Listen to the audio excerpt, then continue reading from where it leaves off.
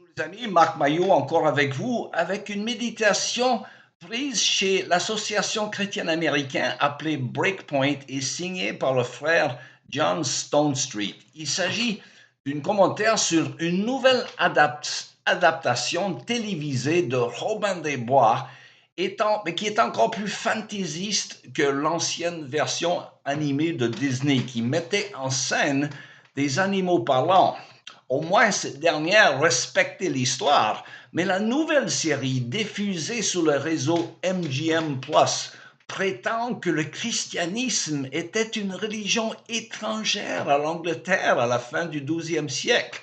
L'intrigue repose en partie sur l'idée que des méchants Normands auraient tenté d'imposer le christianisme à des nobles anglo-saxons païens. C'est absurde. Alors, bien que les Normands n'aient pas été des plus aimables, imposer le christianisme aux Saxons ne faisait pas partie de leurs intentions. Les Saxons étaient déjà chrétiens, et ce, depuis longtemps. Selon la légende, Joseph d'Arimathée aurait introduit le christianisme dans ce qui est actuellement Angleterre au 1er siècle. Et même s'il ne s'agit que d'une légende, des preuves attestent de la présence de croyants en Bretagne dès le IIe siècle. Alors, il est probable que des marchands y aient apporté la foi bien avant Constantin au IVe siècle. Au moment du départ des Romains au 5e siècle, la Grande-Bretagne était chrétienne. Saint Patrick, après tout, était britannique et non irlandais. Et à partir du 5e siècle, les tribus anglo-saxonnes envahirent le sud et l'est de la Grande-Bretagne, qu'elles appelaient Angleterre, et dont elles nommèrent les jours de la semaine d'après leur dieu. La culture chrétienne celtique fut réprimée, bien qu'elle subsistât en marge en Irlande et en Écosse.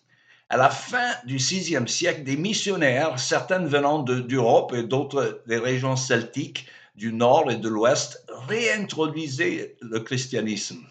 Et à la fin du 7e siècle, les anglo-saxons étaient profondément christianisés. Beowulf, qui est l'un des plus anciens ouvrages anglo-saxons, contient des éléments chrétiens.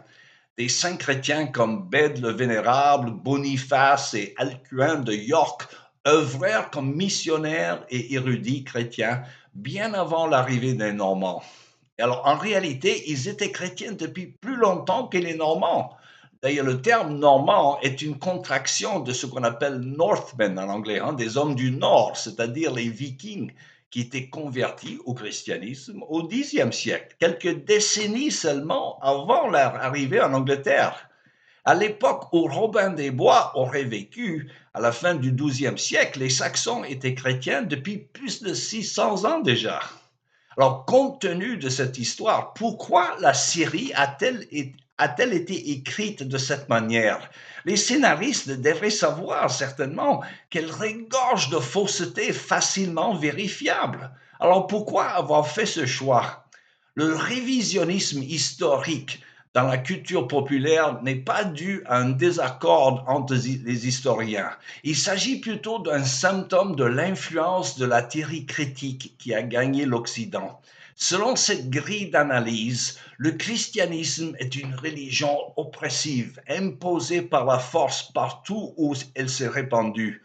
C'est en vertu de ce même cadre de pensée que l'islam est souvent présenté comme une religion autochtone dans les régions où son apparition est pourtant postérieure de plusieurs siècles à celle du christianisme.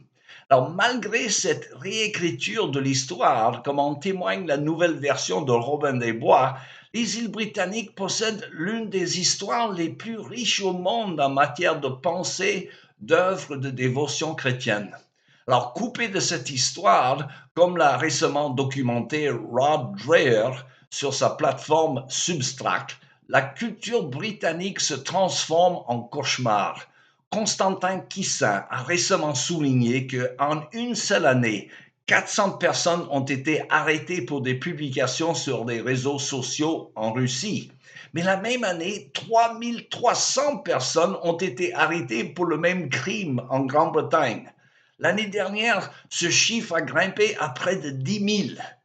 Les manifestants sont autorisés à défiler pour des causes approuvées, mais les militants défendant la sainteté de la vie et les défenseurs de la réalité biologique du genre sont emprisonnés.